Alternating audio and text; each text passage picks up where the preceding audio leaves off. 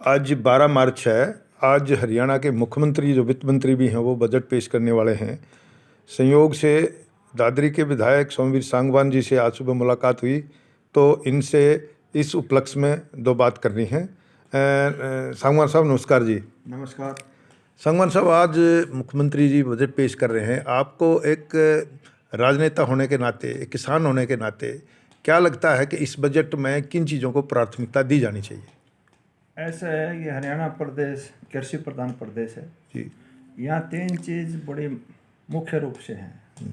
एक तो किसान, हाँ जी, किसानी, दूसरी हेल्थ, तीसरी शिक्षा। जी जो तीनों मामलों में हाँ जी, आज प्रदेश पिछड़ रहा है। जी इसकी व्यवस्था के लिए हाँ जी, मैं आशा करता हूँ कि माननीय मुख्यमंत्री इन पर फोकस करेंगे कि किसान के लिए, किसानी के लिए, हेल्थ के लिए और एजुकेशन के लिए। जी आप शिक्षा और हेल्थ के बारे में अगर किसी से सीखना हो या देखें तो दिल्ली के केजरीवाल जी से सीखें। वहाँ सरकारी स्कूल और सरकारी हॉस्पिटल, हाँ जी, हाँ जो बड़े बड़े मॉडलिंग स्कूल हैं, प्राइवेट जो स्कूल हैं, उनसे बेहतर व्यवस्था दे रखे हैं। तो इसी प्रकार एजुकेशन, हेल्थ और कृषि के क्षेत्र में यहाँ ज़्यादा बजट फोकस करना चाहिए मुख्यमंत्री जी ने, जी। जो प्रदेश के हित में हो। तो इन्होंने जी पिछले एक साल तो ये और पिछली सरकार में भी इन्होंने कहा था कि हम हर ज़िले पे मेडिकल कॉलेज बनाएंगे, जबकि अब तक कोई नया मेडिकल कॉलेज बना नहीं है। मंजूरी की बात तो ये कर रहे हैं। तो क्या लगता है आपको, इस बजट में ये कुछ ऐसा कुछ करेंगे कि मेडिकल कॉलेज वगैरह एक दो की घोषणा कर दें? ऐसा है कि चाहे मेडिकल कॉलेज हो, हाँ जी, चाहे वैसे कॉलेज हो, हाँ जी, किसी भी प्रोग्रेस के लिए बजट का होना बहुत ज़रूरी है। जी जो आप देख रहे हैं, आज माननीय मुख्यमंत्री जी हाँ जी, लगभग 1.5 लाख करोड़ का बजट पेश करेंगे जी और उसमें से 28% ब्याज और ऋण को वापस करने के अंदर खर्च हो रहा है बजट का। जी जी तीसरा हिस्सा लगभग इसके अंदर चला गया। जी जी फिर उसके बाद पेंशन देनी है, जी 7.7 लाख हजार करोड़ रुपया इसमें भी हाँ, मतलब मोटे तौर पे ये कहते हैं भी एस्टेब्लिशमेंट पे 70% पैसा खर्च हो जाता है। खर्च होता है। कई सरकारी कर्मचारी हैं जी जहाँ बजट की जो प्रोग्रेस और विकास होना चाहिए था वो लगभग 24,000 करोड़ रुपया जो है बचता है। जी जी उसमें से और दूसरे जो फंड हो जाते हैं। हाँ जी, लेकिन जो विकास की बात होनी चाहिए थी, उसके ऊपर जितना बजट खर्च होना चाहिए था वो बचता ही नहीं, तो प्रोग्रेस कैसे होगी? जी जी सबसे पहले मैं ये कहूँगा कि सबसे पहले प्राथमिकता कर्ज को कम करना हाँ जी, और खर्चे को बचा के बजट को बढ़ाना, जी जी। जिससे प्रदेश का विकास हो। वो रुका हुआ है। कुछ लोग ये कहते हैं कि ये भारतीय जनता पार्टी की सरकारों में ना फिजूल खर्ची बहुत होती है।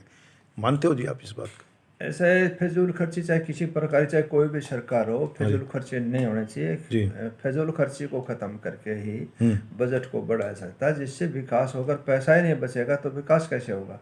इसलिए ज़रूरी है टैक्स के माध्यम से दूसरे कोई रास्ते, सोर्सेज हैं, उनको अपना जी के और बजट को बढ़ाया जाए, कर्ज को कम से कम किया जाए। क्योंकि सारा बजट ब्याज और ब्याज रकम को उतारने में लगा रहता है, तो प्रोग्रेस प्रदेश की रुक जाए। किसानी की भलाई में मैं सरकार के अविश्वास प्रस्ताव में सरकार के खिलाफ अपना वोट डाला जी और मैं अपने कर्म से सेटिस्फाई हूँ। जी मुझे किसान भाइयों की आवाज़ उठाने के लिए मेरा कर्तव्य बढ़ता हाँ है, जी, मेरा धर्म भी बढ़ता है कि मैंने अपने कर्तव्य का निर्वाह करें। जी। तो कुछ लोग ये कहते हैं कि इस के बाद जननायक जनता पार्टी के नेताओं को सरकार में उनका दखल और बढ़ जाएगा। आप सहमत हैं जिस बात से? ऐसा है, कौन क्या कहता है हाँ जी, इस बात की कोई, जब हम अपने कर्तव्य से अपने मार्ग पर ठीक है, कौन क्या कहेगा? जी जी दुनिया में सबसे बड़ा रोग क्या हाँ जी, कहेंगे लोग? जी जी जी हमने इस बात की परवाह नहीं करते हुए हमने तो अपने कर्तव्य का निर्वाह करना है। इसमें किसका दखल बढ़ेगा, किसका कम होगा, ठीक है जी। ये इस बारे में हमने चिंता करने की जरूरत नहीं है। हमने तो अपने कर्तव्य का निर्वाह करना है। अच्छा, आपसे एक आखिरी सवाल है जी। अब जो आंदोलन चल रहा है, मौसम बदल रहा है, ऐसे में किसानों की, नेताओं की, वहाँ जो धरने पर बैठे लोग हैं, उनकी कुछ समस्याएं बढ़ी हैं? ऐसे फसल पक के तैयार हो गई जी और किसान लगभग 3.5 महीने से बैठे हुए रोड के ऊपर। जी जी और सबसे ज़्यादा नुकसान अगर इस आंदोलन से, वैसे तो पूरे देश का ही नुकसान है, सरकारी नुकसान है, हाँ जी सबसे ज़्यादा नुकसान हरियाणा स्टेट का है, जी जी। चाहे वो किसी भी प्रकार हाँ, वो सरकार ने भी माना है तो जो 11,000। किसान रोड के ऊपर बैठे हैं, फसल पक के तैयार हो रही है, ठीक है जी। लोग बाट देख रहे हैं। मैं तो ये कहूँगा कि तुरंत प्रभाव से सरकार ने इन किसानों इसमें की बात को हस्तक्षेप करना चाहिए, सुनना बात कर। चाहिए, इनके पास शेयर करना चाहिए, इनके साथ बैठ के जी। इस समस्या का तुरंत प्रभाव से माननीय मोदी जी ने समस्या का समाधान करना चाहिए।